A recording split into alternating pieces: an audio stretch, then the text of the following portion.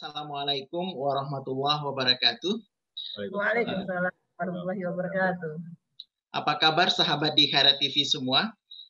Hari ini kita bertemu kembali dalam segmen online obrolan lintas negara, di mana kami menghadirkan sahabat-sahabat kami dari berbagai belahan dunia. Kali ini kami kedatangan tamu istimewa dari Doha, Qatar, yaitu pasangan Iskandar Zulkarnain, biasa kami panggil sebagai Bobby, nama kerennya, dan Mbak Feni Fitraningsih. Nah, pasangan ini sudah 20 tahun lamanya hidup di luar negeri, di Bahrain, di Dubai, kemudian Bahrain, dan 4 tahun terakhir di Qatar. Bersama 3 putra-putri mereka yang sudah besar-besar. Dinda dan Kemal sekarang sudah kuliah di Istanbul, Turki, dan Putri masih tinggal bersama mereka di Doha, di Qatar. Pak Bobby ini adalah profesional di retail industry, tepatnya beliau saat ini adalah Head of Operation E-commerce pada Carrefour Qatar. Dan perbincangan kita hari ini insya Allah akan menarik karena Pak Bobby adalah salah seorang yang sempat terinfeksi COVID-19 dan berhasil survive, mengalahkan coronavirus, alhamdulillah. Jadi hari ini kita akan dengarkan ceritanya, bagaimana kok bisa kena, kemudian bagaimana mereka menanggulangi, mengalahkan COVID-19 itu, sehingga sejak sepekan lalu sudah kembali beraktivitas sebagaimana mestinya. Oke, tanpa memperpanjang mukadimah, Pak Bobby, monggo dimulai ceritanya kok bisa kena corona. Silakan. Oh ya, terima kasih sebelumnya Pak Delil. Ya, saya untuk semen ini saya coba bagi menjadi 4 tahapan gitu ya. Yang pertama itu symptoms, terus yang keduanya itu masa karantin dan masa proses buat recovery-nya. Terus yang ketiganya itu conclusion-nya. Dan yang keempat, cuma mengucapkan banyak terima kasih buat teman-teman semua. Nah, ini awalnya saya kena simptom ini waktu itu sekitar tanggal 12 ya. Tanggal 12 Mei itu saya sudah ada sedikit gejala.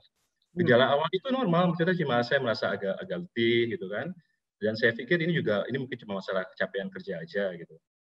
Terus tanggal 13-nya itu kita ke hospital karena pada waktu itu temperatur badan saya sudah mulai agak tinggi. Jadi itu kalau nggak salah sudah hampir mencapai 40 ya. 40.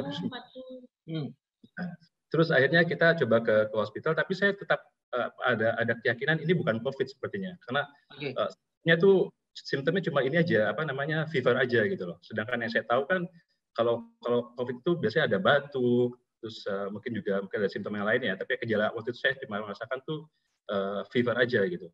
Akhirnya kita ke MRI Hospital, terus sampai di sana kita malah dialihkan jangan ke sininya dulu, coba kamu langsung ke emergency gitu. Terus saya pikir, kita ke emergency, sampai di sana pun dia bilang, oh ini nggak bisa ditangani di sini, kamu harus langsung ke Hamad Hospital. Karena udah di temperatur. Karena cek itu temperaturnya itu sudah tinggi, sudah 39 lebih kan. Dan protokol di Qatar itu salah satunya ketika dicek temperaturnya tinggi itu memang harus melakukan tes buat COVID ya, swab test. Gitu. Akhirnya mereka menyarankan coba kamu ke Hamad Hospital, di sini ada seperti hospital government ya, itu namanya Hamad Medical Center gitu. Akhirnya kita ke sana. Nah, ketika kita ke sana tuh ada ruangan khusus untuk melakukan swab test gitu. Tapi ketika ke sana saya sempat, ini kok banyak sekali orang dan sepertinya tuh tidak ada social distancing dan sebagainya karena mungkin terlalu waktu ya. Dan pada saat itu ya saya pikir, ini kayaknya lebih baik saya tidak melakukan hari ini lah. Akhirnya saya bilang sama dokternya itu, mungkin terlalu menunggu ya. Juga saya waktu itu fever udah lumayan tinggi juga gitu. Jadi saya betul-betul udah merasa, aduh kayak nggak bisa nunggu lama gitu kan. Minta sama dokternya, mungkin saya akan melakukan besok, saya bilang besok pagi, mungkin pagi hari early morning itu mungkin nggak terlalu sibuk gitu ya. Esok harinya itu saya balik ke sana.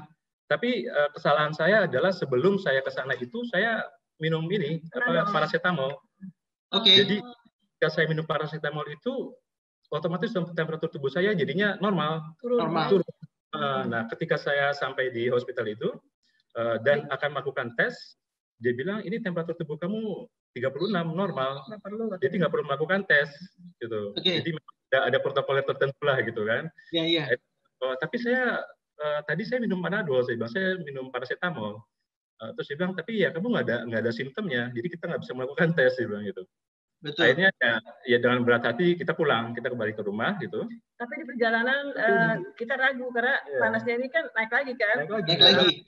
Panas tubuh saya naik lagi kan. Jadi saya pikir udahlah kita ke rumah sakit lain aja. Akhirnya kita coba alternatif, oke kita coba ke rumah sakit lain lah gitu. Dan akhirnya kita ke rumah sakit lain ya, kita pergi ke Queen Hospital.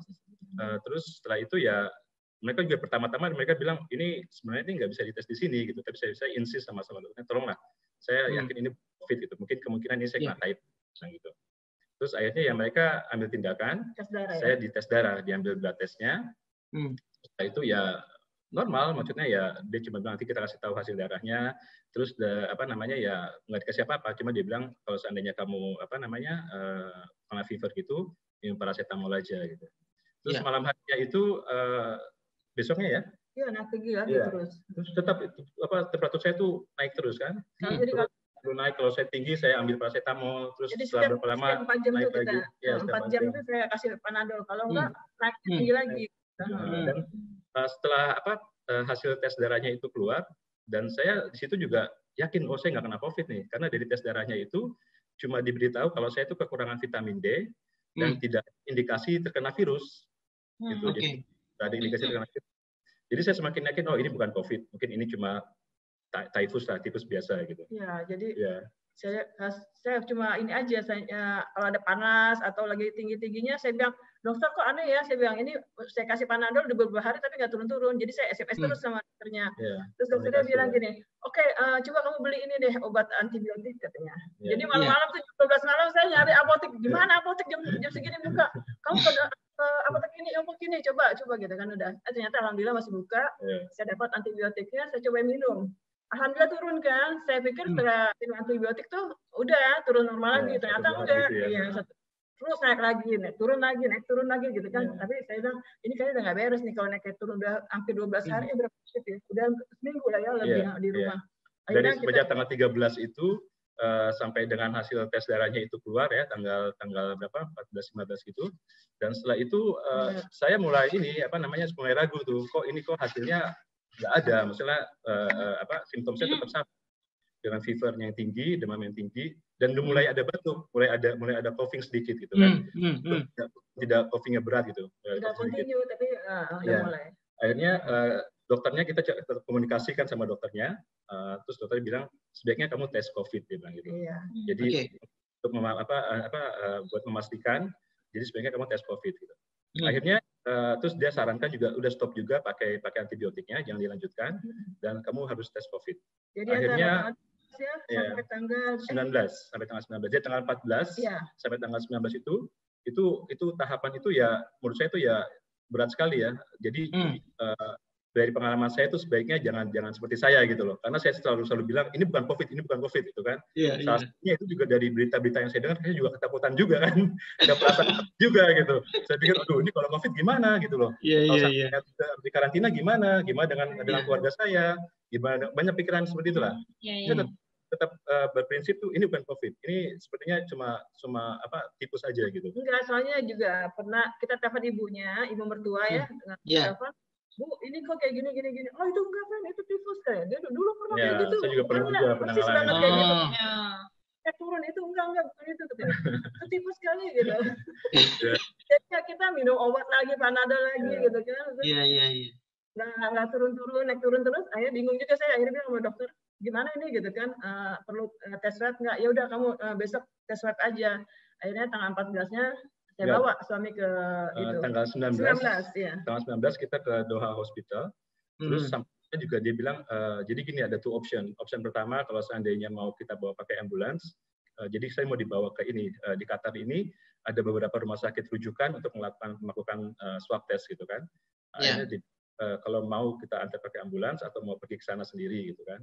Nah, ketika itu kita pikir kalau pakai ambulans mungkin lama dan sebagainya karena dibilang karena banyak sekali atau pasiennya gitu ya. Jadi nunggunya akan dibilang. Sedangkan pada saat itu demam saya sudah lumayan juga kan. Akhirnya kita putuskan oke lah kita yang ke ini deh, kita langsung ke health center-nya lah gitu. Akhirnya kita health center, dan di health center itu ya saya langsung dites. Jadi pada saat itu saya bilang ini simptom saya, dia lihat sama dokternya. Terus saya juga dicek temperatur saya gitu. Terus dia bilang ya ini memang harus dites. Dia bilang gitu. Terus saya bilang bagaimana istri dan anak saya gitu, karena mereka kan juga tinggal dengan saya gitu kan. Saya juga bisa dites gitu. Tapi ya sempat aku di ya temperaturnya aja. Nah pada saat itu istri saya dites temperaturnya nggak ada simptom. Jadi saya tuh mungkin tiap negara punya protokoler yang beda ya. Kalau di Qatar ini salah satu yang paling penting adalah dicek dulu suhu tubuhnya. Kalau seandainya suhu tubuhnya ada demam, itu akan dilakukan tes.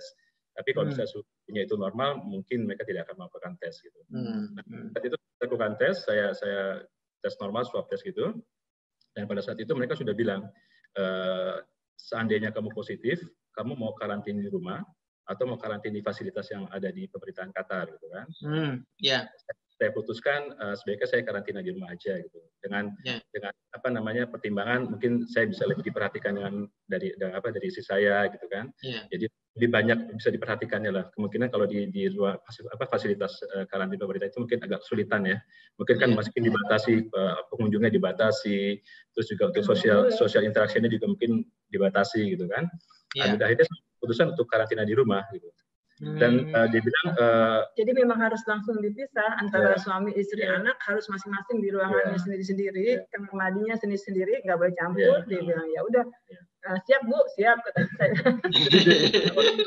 Waktu itu dokternya bilang gini aja, dia bilang kamu tinggalnya gimana? Apakah ada ruangan-ruangan khusus? Maksudnya ada ruangan terpisah gitu kan? Saya bilang ya ruangan buat anak saya sendiri, saya ada ruangan buat saya sendiri, terus ada ruangan juga buat istri saya. Terus bilangnya kalau buat ruangan buat kamu itu harus ada semuanya, dalam artian ada tempat kamar mandinya juga. Harus betul-betul dikarantin inilah sendiri gitu kan, harus betul-betul terpisah gitu kan.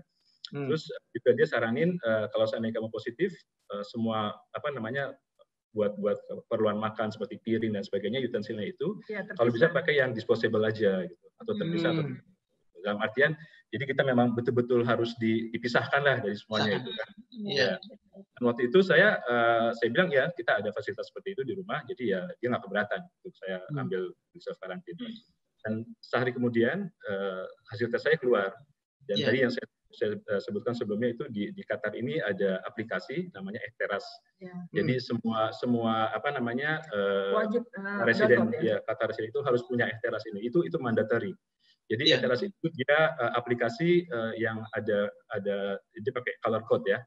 Jadi ada misalnya warnanya hijau itu sehat, orang itu bisa kemana-mana gitu kan, bisa shopping atau bisa buat beli groceries dan sebagainya. Jadi aktivitasnya normal.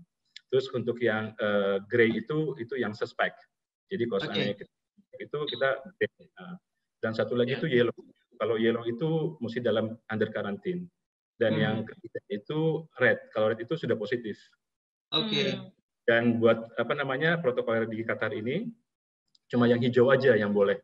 Jadi sekarang peraturannya kalau kita mau kemanapun, misalnya kita mau ke mall atau misalnya kan ada beberapa mall yang buka ya, atau kita belanja groceries dan sebagainya, itu harus membawa aplikasi ini. Mau nggak mau kita harus menunjukkan kalau Ehteras itu hijau. Kalau nggak hijau kayak gitu. Dan salah satunya lagi yang bagus aplikasi ini adalah dia bisa ngasih notifikasi. Seandainya seperti contohnya istri saya gitu ya, karena dia juga bantu saya tiap hari mau ngasih makan, mau apa itu, ETS itu selalu ngasih notification, itu ada orang positif dekat kamu gitu. Saya bilang gini, ini cowok mana sih yang ngasih ini ke kamu gitu loh? Saya udah mau cemburu aja tadinya gitu kan. Nah ini Ehteras dia bilang gitu. Oh gitu saya bilang. Ya itu satu yang menurut saya juga banyak membantu di Qatar ya. Jadi betul-betul di track. Seperti misalnya kalau orang yang sudah positif, seandainya dia keluar rumah itu bisa polisi bisa nge-track mereka bisa gitu loh. Tangkap dari 200.000 Qatar Rial. Mahal sekali. Ya. Jadi memang salah satunya itu saya bilang tadi ya ini juga ya buat sekali lagi juga ya. Jadi orang-orang juga hati-hati juga gitu. Betul. Juga, dengan peraturan ada denda dan sebagainya orang lebih hati-hati gitu kan. Iya. Ada positifnya lah saya bilang. Dan setelah itu setelah sehari kemudian saya dapat notifikasi dari Ministry of Health kalau saya positif gitu. Orangnya langsung berubah gitu. Tadinya hijau berubah ke abu-abu, gitu kan. Waktu saya habis dites gitu, besoknya langsung merah gitu. Merah, Ya, terus ya akhirnya saya pikir ya ini udah qadarullah lah, saya pikir akhirnya saya udah mulai ini berarti saya udah positif COVID, berarti apa nih harus tindakan yang harus saya ambil gitu kan. Dan saya sudah mulai dari pihak kedutaan juga ngebantu kita ya, di sini ada gugus tugas, namanya ada gugus tugas penanganan COVID. Jadi ada di bawah kedutaan Indonesia di Doha ini ada satu ketuanya, dan masing-masing daerah itu ada kepalanya gitu. Jadi seperti saya itu daerah Al-Wab gitu, ada lagi mungkin daerah Wakra gitu.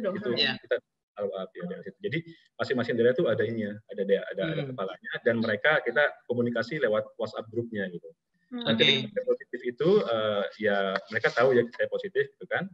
Terus ya alhamdulillah mereka support sekali gitu loh. Jadi mereka menyediakan tenaga medis, mereka menyediakan dokter yang kebetulan bekerja di Putar Indonesia ya, yang bekerja untuk memberi untuk tanya jawab gitu kan, masukan ke kita gitu kan. Terus ya itu banyak ngebantu. Jadi dia bilang kalau seandainya suhu tubuhnya sekian, lakukan tindakan ini gitu kan. Kalau misalnya dia susah nafas, lakukan tindakan ini dan sebagainya. Jadi banyak ngebantu juga. Terus selain itu, saya banyak informasi juga kan dari WhatsApp grupnya itu. Gitu. Itu salah satu yang ngebantu kita juga di sini, dalam artian ya kita nggak sendiri gitu loh. Jadi kita juga kita gitu kan. Nah, terus pada saat itu kebetulan juga kakak ipar saya di Indonesia itu kan dia dokter gitu kan, dan suami juga pernah kena positif, jadi ya ada pengalaman juga. Jadi kita bertukar pengalaman. Terus dia bilang, oke, coba di imunnya dinaikin, imun tubuhnya. Terus salah satunya saya tadi banyak ambil vitamin C itu juga tinggi, saya ambil yang 1000 mg, dan vitamin D itu saya ambil yang 10.000 IU. Nah, itu yang lumayan tinggi. Jadi itu saya konsumsi terus gitu kan. Terus salah satu simptom yang saya rasakan juga waktu itu, saya nggak ada tes, jadi betul-betul ya perasaan saya itu hilang gitu loh. Saya nggak bisa makan pada waktu itu. Istri saya coba, oke, makan dipaksain gitu kan. Tapi kenyataannya susah ya, karena saya baru makan satu gini udah nggak bisa gitu, betul-betul nggak ada rasa gitu. Terus tubuh saya itu udah betul-betul kayak nggak ada tulang gitu. Jadi dia lemas gitu ya. Iya, itu betul-betul aduh, lemas banget saya gitu kan. Misalnya udah pengen sembuh, tapi kamu juga harus semangat ya gitu kan. Ayo bangun gitu, bukan tidur aja, bangun gitu kan. Saya yang gemes gitu, makan normal. Saya kasih buah-buahan semangkok besar dimakan, kiwi, segala apel, apa aja tuh, pokoknya jeruk, saya peresin jeruk, terus madu saya kasih juga, habatus sauda saya kasih juga, terus bukan semua infusion ya, dari serai, jahe, lemon segala macam semuanya saya kasih. Jam juga teman-teman pada ngirimin banyak banget, alhamdulillah, masya Allah. Jadi sebenarnya intinya untuk recovery-nya itu ya itu tadi ya, karena obatnya kan memang belum ada kan. Jadi ini ya udah, kamu mesti boosting imun kamu gitu loh.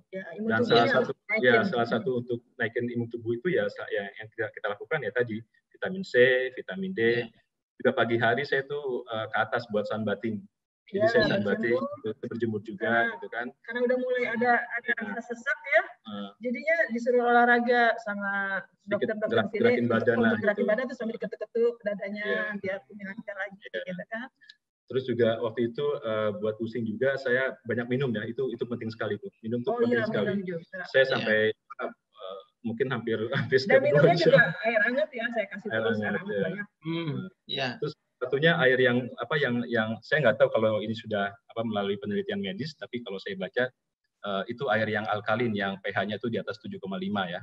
Itu juga bantu. Jadi saya waktu itu ambil minum itu terus juga. Jadi airnya room temperature gitu. Dikasih juga teman-teman. Ya, terus juga kita minumnya itu aja. Jadi pH-nya sekitar 7,5, 7,8 atau 8 gitu. Iya.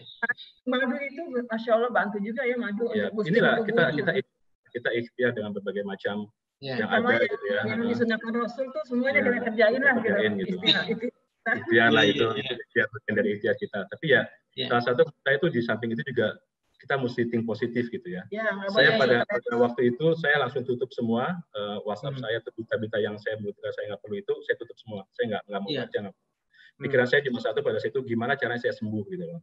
Jadi dari berita-berita yang ada kan macam-macam tuh. Oh, ada yang meninggal seperti ini, ada yang harus ke pakai ventilator dan sebagainya gitu kan. Dan itu saya tutup semuanya. Saya nggak mau dengar, saya nggak mau sama sekali ya. Saya tutup semua berita kayak gitu. Saya punya berpikiran, insya Allah dengan semua yang ikhtiar yang kita lakukan, saya bisa sembuh, saya bilang gitu kan.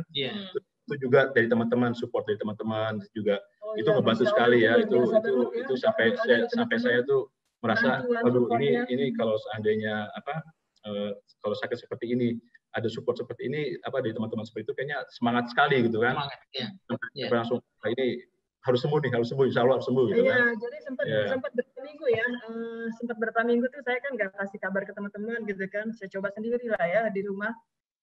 Tapi saya bilang, apa salahnya saya cerita sama teman-teman grup yang dekat dulu ya, pengajian, saya minta doa mereka lah, ya Allah bantuin doa suami saya, karena lihat kondisi suami saya juga makin hari makin lemah gitu kan, jadi perasaan takut pun ada gitu, sedih ngeliatin dia sakit kayak gini. Akhirnya saya minta tolong bantuin doa dari teman-teman yang di Bahrain, yang di Qatar, terus yang di Indonesia, saya semuanya kirimin, tolong bantuin doa buat suami saya. Akhirnya mereka semua tahu kan jadinya,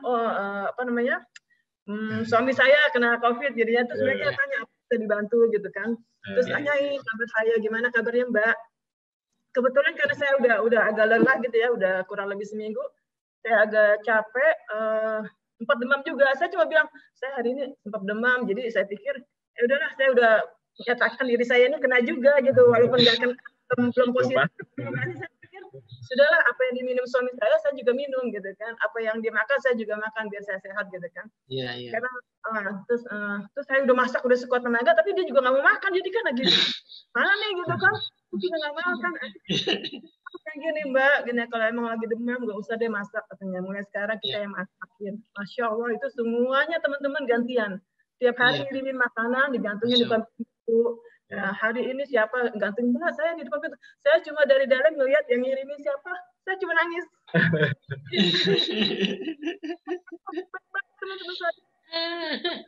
Rasa perjuangannya Mbak. Soalnya kan pada saat itu ya saya alhamdulillah ya ini telaten sekali nih dia.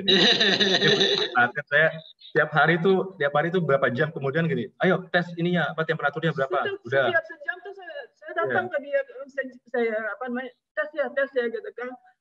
Turun ya 37 tuh bagi saya udah lumayan gitu kan. Bisa 38 atas ya. Tiba-tiba pernah hari keberapa ya saya sampai panik. Dia sampai dari 36 terus saya udah gila gitu kan. Tiba-tiba dia melonjak jadi 39, berapa gitu. Wah, langsung saya panik gitu kan. Kok dari 6 kok jadi naiknya tinggi banget. Akhirnya saya telepon ambulans kan. Ya, jadi sempat waktu itu saya merasa waktu itu sekitar hampir seminggu ya setelah masa pertama kali kena simptomnya gitu kan. Jadi menurut saya tuh COVID ini masa yang paling bahaya itu ya seminggu awal itu gitu loh. Nah, itu sampai sekitar 7 sampai 10 hari itulah gitu. Itu sangat kritis gitu. Jadi pada saat itu kesalahan saya. Jadi semoga sih jangan sampai nanti buat teman-teman yang lain tuh jangan negligence gitu loh. Karena tadi kan saya bilang saya tetap yakin ini bukannya COVID gitu kan. Jadi beranggapan ini penyakit lain gitu. Ternyata itu salah. Jadi memang kalau dari awal itu sudah ada simptom, langsung dites, langsung ambil swab tes. Jangan berpikir ini dan nggak perlu, langsung ambil tes. Jadi ada kepastian positif atau enggak gitu. Nah kalau saya kan enggak waktu itu kan. Jadi masa simptom 10 hari pertama itu berat sekali dan kalau nggak salah itu sekitar hari ke-7 atau ke-8 gitu ya. Saya tuh tinggi sekali demamnya, malam-malam itu tinggi sekali demamnya dan saya mulai ada susah untuk nafas gitu, agak sempat. Jadi sempat juga. Jadi saya biasanya kan kalau kita ambil nafas kan bisa panjang gitu kan. Dan saya ambil nafas itu kayak ada stuck gitu kan. Waktu saya bilang ini saya ngeri kalau sampai masuk ke dalam paru-paru nih. Kalau saya masuk ke dalam paru-paru mungkin bisa bahaya kan. Jadi saya ambil keputusan, oke, diteleponlah ambulans gitu kan. Telepon ambulans sih datangnya cepat ya. Datang ambulans ke sini rumah. Tapi ya gitulah, mereka pas sampai di sini, mereka cuma di depan pintu nanyain gimana kondisi suami kamu. Saya bilang panasnya tinggi, makanya saya panggil kalian, saya bilang gitu kan. Tapi ternyata SOP-nya mereka tuh kalau untuk panas aja, mereka cuma bisa kalau nggak bisa ngasih bantuan lain. Saya pikir saya panggil ambulans ini, saya minta mudah-mudahan aja dikasih infusion buat nurunin panasnya gitu. Ternyata nggak, karena ini COVID beda lagi penanganannya katanya gitu. Akhirnya dia cuma kasih solusi, kalau memangnya dia sesak, ya udah saya bawa sekarang. Oh enggak, dia sesaknya cuma sekali-sekali, nggak continue, saya bilang gitu kan. Ya gimana nih maunya? Enggak, kalau misalnya dibawa, saya nggak mau gitu kan. Karena dibawa pun di rumah sakit, mungkin ditaruh di tempat isolasi tersendiri kayak. Ya kita nggak tahu di mana. Saya pikir saya juga nggak bisa ngerawat dia juga, udah deh nggak usah. Akhirnya pulang dia. Jadi ya memang COVID ini salah satunya adalah dokter pun juga tidak bisa mengambil tindakan langsung gitu. Ya nggak bisa ngasih. Memang belum ada obatnya kata dia. Saya nggak tahu kalau di negara lain ya, tapi kalau di Qatar ini ya mereka cukup hati-hati juga gitu loh. Jadi pada saat ambulans itu datang, kita bilang tolong dong diambil tindakan medis gitu kan. Ternyata mereka bilang kita nggak bisa ngasih tindakan apa-apa gitu. Kalau seandainya memang mau, kita bawa ke hospital, nanti dites lagi, seandainya pakai ventilator atau enggak gitu ya. Tapi pada kita decide enggak deh, kita stay di rumah aja. Saya juga bilang saya bisa handle gitu kan, karena nggak terlalu rusaknya nggak terlalu berlebihan gitu kan. Minum aja ya udah kita lanjut aja, kita lanjut dengan obat lagi sama buah-buahan, vitamin gitu ya. Alhamdulillah sih buat buah-buahan saya oke lah.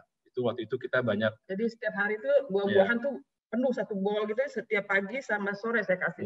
Dan itu harus habis saya bilang. Waktu itu yang saya makan itu terutama apel, kiwi gold tuh bagus. Ya, kiwi gold ya. Terus ya itu aja ya. Nah, orange juice. Orange ya. Orange juice ya. Yang kita squeeze langsung gitu. Jadi alhamdulillah. Nah, setelah itu setelah 10 hari masuk ke hari selanjutnya gitu ya, alhamdulillah sudah mulai agak ada penurunan ya. Sekitar hari ke-12 ya. Ya menjelang hari ke-14 ya. Hari raya tuh Idul Fitri saya udah agak lumayan, udah bisa turun. Alhamdulillah. Udah mulai ada inilah, tenaga juga udah mulai ada gitu ya. Itu ya salah satu simptomnya juga itu tenaga tuh nggak ada sama sekali. Itu tulang tuh artinya nggak berfungsi gitu. Ya itu betul-betul saya nggak bisa ngapa-ngapain. Saya juga aduh ini kenapa, saya bilang ini kok rasanya itu seperti ini gitu kan. Terus juga tulang tuh seperti sakit itu sampai ke dalam gitu, ada ngilu gitu Pak. Ya kayak gitu sampai ke dalam tulang. Terus saya juga pernah ngalamin waktu itu karena suhunya tinggi. Saya seperti ngalamin deja vu gitu loh. Jadi saya seperti halusinasinya ada gitu. Saya seperti tahu kejadian yang akan saya lakuin gitu loh. Tapi saya nggak tahu ya, itu saya juga bilang ini apa gitu. Itu kan mungkin halusinasi. Karena mas tinggi ya, ternyata kita cari tahu, kita coba tanya sama saudara kita juga. Ya dia bilang ini pengaruh dari temperatur yang tinggi dia bilang. Tapi kamu bisa berhalusinasi dia bilang gitu. Tapi ya kita bisa lewatin juga gitu kan. Itu akhirnya ya karena waktu lagi di tes pertama itu dia bilang nanti setelah 14 hari kamu datang lagi ke sini untuk melakukan PCR test dia bilang itu.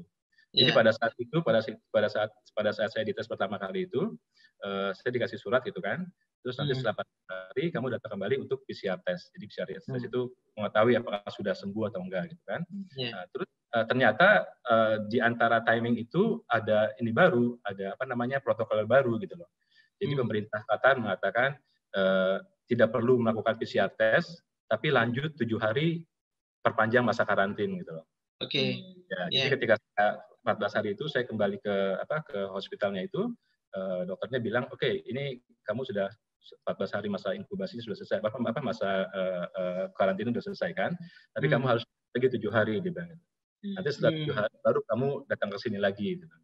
Akhirnya ya udah saya lanjutin lagi 7 hari, jadi totalnya itu kan 14 tambah 7 itu 21 hari ya. 21 hari. Nah, pas hari ke-21-nya atau 22-nya ya, kita ke sana ke rumah sakit itu.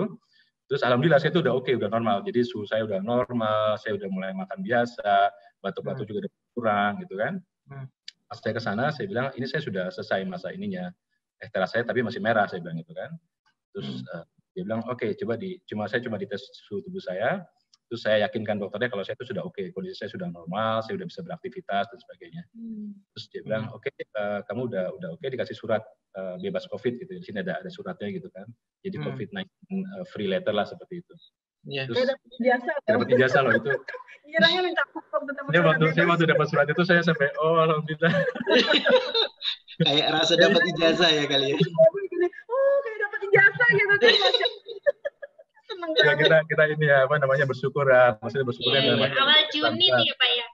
Berarti. Iya, kita bisa ngelewatin masa-masa itulah, masa-masa yang ini sekali ya, agak kritis juga. Terus ya udah setelah dapat surat itu saya tanya ke dokternya, ini kapan Ektera saya kembali ke warna hijau? Gitu. Karena warna merah ini kan saya nggak bisa kemana-mana, saya nggak bisa beraktivitas keluar, saya nggak bisa nggak bisa. Gitu. Terus dia bilang, oke ditunggu aja nanti 1 atau 2 hari ini, nanti akan diupdate di sistemnya. Gitu. Alhamdulillah setelah tanggal 7 saya dapat clearance letternya, terus tanggal 10 saya cek pagi-pagi, Ektera saya sudah hijau lagi. Itu senang lagi. Itu kan gini, ayo kita jalan-jalan ya gitu. Aku bilang, karena udah 3 bulan di rumah gitu, bosen juga. Aku bilang gitu. Ambil ini langsung mandi, langsung mau ke kantor. Langsung Terus selama 21 hari di karantina itu, interaksi Mbak Feni dengan Pak Bobi gimana? Caranya kan harus suplai makanan segala macam, tapi harus juga harus jaga jarak. Itu gimana tuh Mbak? Jadi karena ruangan kita kan terpisah ya, kamar kita terpisah gitu ya. Jadi dia datang tuh cuma untuk bawa makanan gitu, terus seperti suster lah saya jadinya, cuma datang anterin makanan, makan. Cuma tetap dia datang tuh pakai masker, pakai tangan, jadi tetap ada preventifnya harus tetap ada gitu kan. Jadi pernah juga dia dimarahin sama anaknya, sama si Putri. Karena udah lama di kamar gitu, dimarahin, Bunda keluar, Bunda mau kena juga ini. Anak saya kalau agak lama dikit, ngapain Bunda lama-lama di sini? Ayah, enggak usah, biar ayah makan sendiri kata. Jadi ya kita tetap ini ya, maksudnya menjaga. Jadi dalam terutama 14 hari pertama itu kita betul-betul kepisah lah. Gitu. Jadi ya dia datang cuma untuk kasih makanan, bawa makanan gitu kan, terus sama cek temperaturnya. Gitu. Sejam sekali. Ya itu aja. Dan juga itu harus tetap pakai masker, pakai sarung tangan gitu kan. Terus juga anak saya saya bilang jangan masuk ke kamar dulu, kamu harus. Dan piring pun saya pakai yang disposable, jadi disaranin teman kalau bisa jangan pakai piring campur rumah. Jadi sama minggu itu saya pakai piring sendok yang di rumah kan, tapi khusus buat dia saya siram air panas dulu kalau mau nyuci. Jelasnya saya siram air panas. Tapi kata teman lebih baik pakai yang disposable aja, jadi bisa langsung dibuang. Sejak itu saya pakai yang disposable. Makan buang. Kalau Putri nggak tergoda buat deket-deket papanya ya?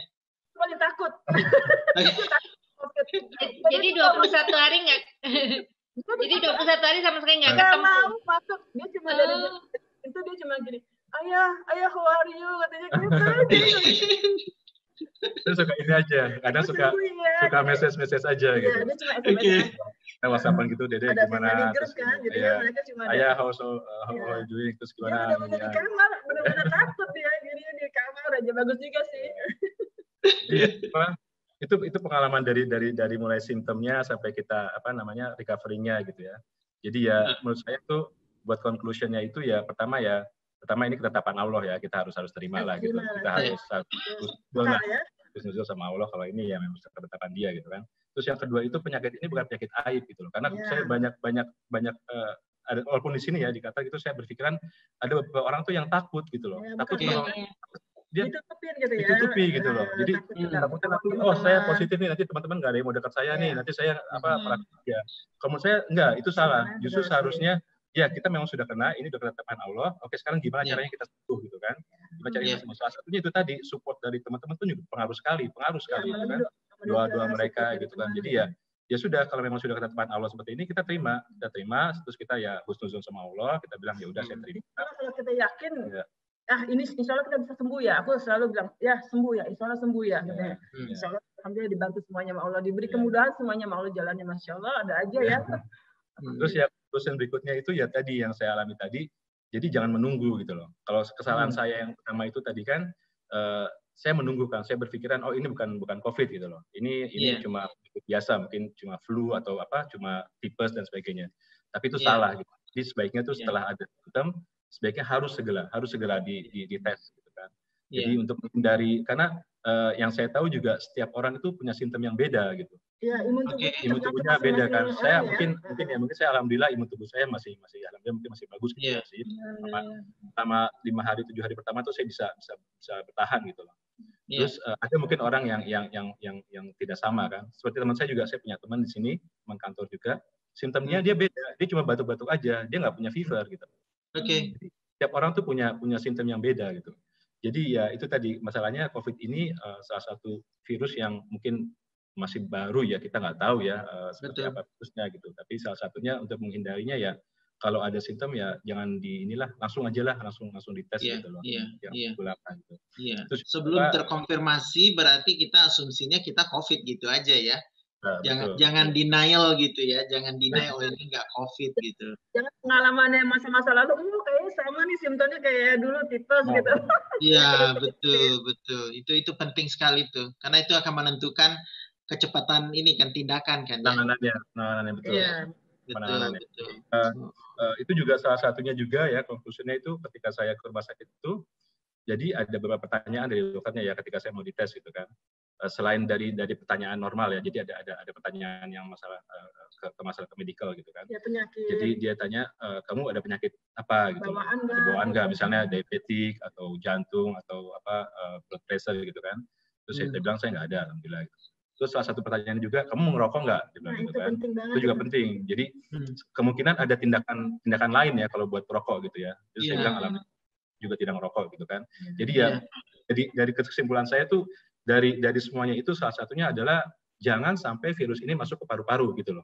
Jadi baiknya tetap aja kalau misalnya memang sudah kena, dia mau stay di throat gitu ya, karena kan dia biasanya kan kenanya kan di daerah sini, hidung, tenggorokan gitu kan. Nah, kalau sudah masuk ke paru-paru itu ya itu bahaya gitu. Saya bahasa ini ketika saya mulai batuk gitu kan, sudah mulai agak ada perasaan sesak gitu kan, itu saya juga agak ngeri nih, wah saya ini kayaknya bisa bahaya gitu kan.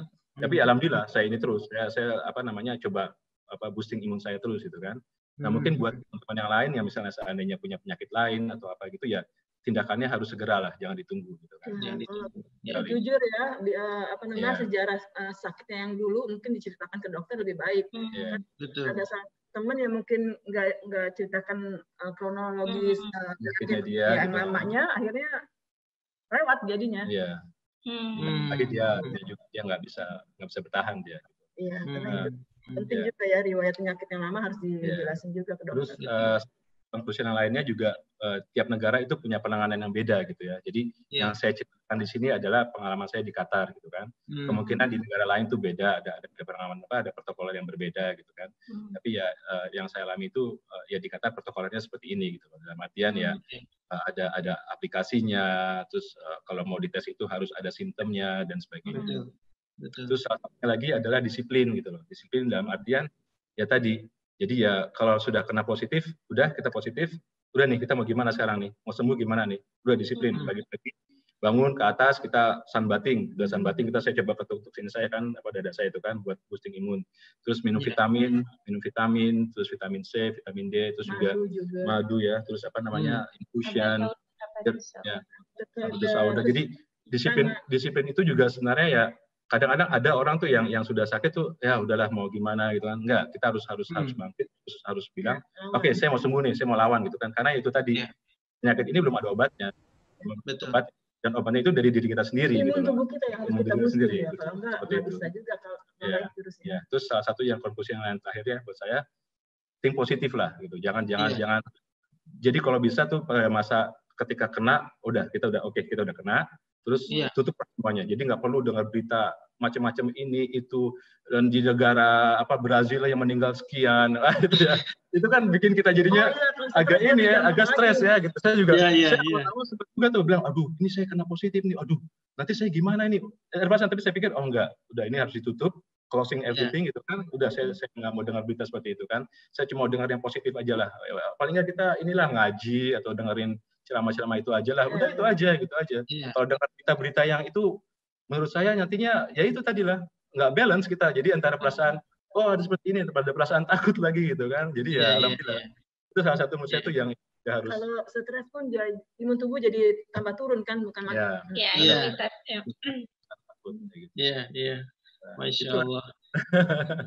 Itu jadi bisa membayangkan ya gimana. Jadi membayangkan perjuangan di dalam rumah Mbak Afeni dan Pak Bobi itu seperti apa, jadi ikut ke bawah gitu. Tapi waktu pertama kali periksa Pak Bobi itu nggak ditanyain kronologis apakah habis melakukan perjalanan jauh, apakah habis ketemu iya, dengan kawannya ya. yang juga udah terinfekted atau apa?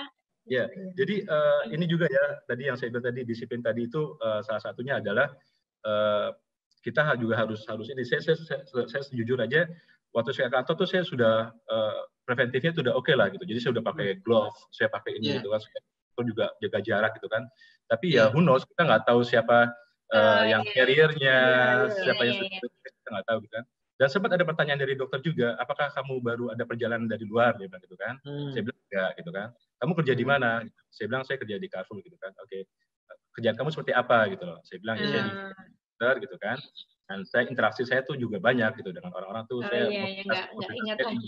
Ya seperti itu. Jadi salah satu disiplin itu juga kita udah pakai gear nih ya. Kita udah pakai glove, pakai masker dan sebagainya.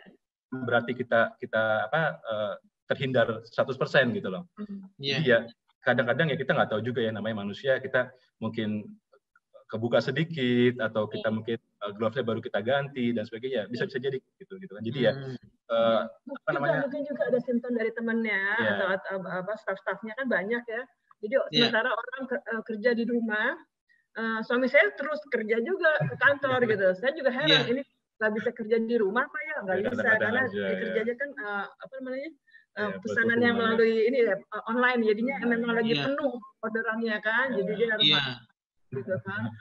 Nah di situ mungkin karena kecapean juga ya, tiap hari tuh ya pagi berangkat, sore pulang, sampai di rumah baru pulang buka lagi komputer. Saya bilang, kamu apa yang kamu kerjain kan baru pulang lagi, kayaknya kecapean juga. Jadi imunitas tubuhnya turun ya. Terus ditambah lagi nafsu makannya udah mulai hilang tuh. Jadi pas dia kamu makan, aku bilang makan ya, nggak mau dia udah besoknya tambah. Jadi kemungkinan terkenanya itu di tempat kerja ya Pak Bobi ya, kemungkinannya? Bisa jadi ya. Kemungkinan ya, saya nggak pasti, nggak tahu pasti. Ya, kita nggak tahu. Jadi ya itu saya bilang tadi, walaupun kita sudah preventive measure kita udah pakai semua gitu ya, kita udah pakai masker, ya, itu tidak menjamin juga gitu loh, tidak menjamin akan free. Jadi kalau menurut saya itu salah satu yang paling baik adalah social distancing, itu yang salah satu yang paling baik. Kita harus betul mengurangi keluar dulu lah gitu kan, kita stay at home dulu lah gitu kan sementara ini gitu kan. Terus juga social interaction-nya juga dikurangin dulu gitu, karena ya itu tadi kita nggak tahu kan carrier-nya siapa, yang sudah positif itu siapa, terus apakah dia kena dan apakah barang ini sudah kena virus, kita nggak tahu kan gitu. Jadi sebagai satu tindakan terbaik itu ya itu social distancing itu ya memang harus betul dijalanin. Waktu masa-masa itu memang ada peningkatan volume yang belanja nggak Pak Bobi? Karena kan biasanya memasuki masa lockdown, misalnya pembatasan pergerakan, biasanya online shopping biasanya naik, gitu kan? Itu salah satunya yang buat saya betul, masuk akal. Ya. Itu salah satunya ya, menurut saya itu ya itu saya bilang, apa namanya? Saya bilang pahlawan untuk kesehatan itu bukan cuma dokter, bukan cuma nurse, saya bilang. Ya, termasuk orang-orang yang bekerja di hipermarket, di saat di retail, di saat orang tutup semua perusahaan, toko tutup, cuma retail doang yang buka. Jadi dia yang benar-benar bekerja itu siang malam ya. Masya Allah, saya bilang, kamu juga pahlawan bagi saya ya, saya bilang. Karena hidupin semua orang ya, kebutuhan makan orang, dia tetap kerja, sementara orang kerja di rumah bisa, dia nggak bisa terus kerja aja terus. Masya Allah, ya udahlah. Jadi ya memang kalau menurut saya sih ya economically ya seperti itu ya kalau menurut saya, ketika segala sesuatunya dibatasi gitu kan, dan ada channel yang bisa dibuat lebih mudah, ya orang akan pindah ke sana gitu loh. Salah satunya ketika orang rumahnya itu dibatasi, social interaction-nya dibatasi, ya kan? Mereka akan berpikir, oke, buat apa saya keluar? Saya udah online aja lah, order online aja lah. Jadi memang peningkatannya tinggi sekali waktu itu. Saya itu sekitar hampir 300% lebih itu peningkatannya. Saya pun juga saya batasi. Jadi dalam artian, kita kan ada tiap ada slot number-nya gitu ya, ada slot 1, slot. Ya, itu kita sampai batasi. Oke. Slotnya maksimum cuma 30 order lah atau 40 order lah gitu, nggak boleh lebih. Dan juga ya, akhirnya ya memang menurut saya itu ya seperti itu ya keadaannya gitu kan. Ya. Saya rasa juga sampai mungkin setahun ke depan mungkin masih kayak gitu menurut saya. Gitu. Betul. Oke, kayaknya kita udah ngobrol lama loh ini udah hampir 1 jam, Masya Allah, nggak terasa.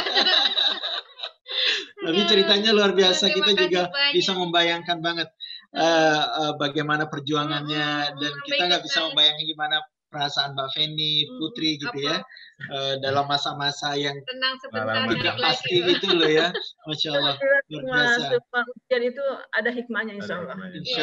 Insya Allah. Ada pesan penutup nggak Pak Bobi, Mbak Feni untuk audiens kita nih? Oh ya, ini saya juga mau ngucapin terima kasih banyak ya. Jadi betul salah satu apa namanya yang membuat semangat saya itu untuk sembuh itu salah satunya yaitu tadi juga dukungan teman-teman semuanya. Support gitu. dari teman itu memang luar biasa ya. Jadi semangat buat kita untuk ayo kita juga, bisa nih. Orang-orang lain semangat ya gitu. Masa kita yang sakit nggak semangat? Ayo kita semangatnya teman-teman pada datang semua. Sampai kayak gitu semangatnya. Itu juga dari pihak kedutaan juga ya. Kedutaan itu sampai mereka tuh memfasilitasinya dengan baik gitu kan. Sampai sampai pengacara pun dibilang ini kamu butuh pengacara, kita bisa bantu. Misalnya ada masalah dengan perusahaan dan sebagainya ketika membantu. Terus mereka juga cukup profesional ya dalam artian penanganannya, tuh mereka ngebantu kita gitu kan, support kita gitu. Terus juga teman-teman yang lain, teman-teman yang di Qatar, yang di Bahrain, yang di Indonesia, yang di Malaysia. Doanya itu yang luar biasa. Alhamdulillah, dan terutama teman-teman di Qatar ini sungguh luar biasa. Teman-teman yang di Qatar itu Masya Allah, jazakumullah khairan. Mudah-mudahan Allah balas semua kebaikannya dengan kebaikan yang lebih baik semuanya. Amin. Itu ya yang menurut saya itu salah satu yang betul-betul membantu saya itu buat semangat itu ya itulah dukungan dari teman-teman itu juga lah. Doa dari orang tua, dari saudara-saudara semuanya gitu kan. Jadi ya memang kembali lagi penyakit ini memang ada, penyakit ini memang belum ada obatnya. Obatnya adalah kita sendiri, tapi jangan berputus asa. Jangan takut, merasa aib. Ini bukan penyakit aib ya, tapi kita terima ikhlas, tawakal, insya Allah Allah kasih jalan keluarnya. Amin, Masya Allah, luar biasa. Mbak Feni, Pak Bobi, luar biasa ceritanya. Kita juga sangat menikmati. Seperti biasa, sejak kita sama-sama di Bahrain dulu, kalau udah ngobrol memang suka lupa. Dan begitu dengar Pak Bobi sakit itu, yang walaupun udah lama nggak ketemu, tapi berasa. Alhamdulillah. Kami di sini juga merasa sangat senang sekali dengan Pak Bobi sekarang sudah sembuh seperti sedia kala. Mudah-mudahan cerita tadi juga bermanfaat bagi semua sahabat di Khairat TV yang menonton acara ini nanti, dan juga bisa menumbuhkan semangat positive thinking bagi kita semua yang masih menghadapi suasana di bawah tekanan corona di seluruh dunia saat ini. Jadi mungkin demikian saja, saya Delil Khairat dan Ida Khairat dari di Khairat TV mengucapkan terima kasih. Mudah-mudahan Pak Bobi dan keluarga Mbak Feni, Putri, Dinda, dan Kemal semua sehat-sehat, insya Allah. Mudah-mudahan kita juga semua dijaga oleh Allah Subhanahu Wa Taala, dan coronavirus ini cepat hilang dan amin. Amin. Wassalamualaikum warahmatullahi wabarakatuh. Waalaikumsalam warahmatullahi wabarakatuh.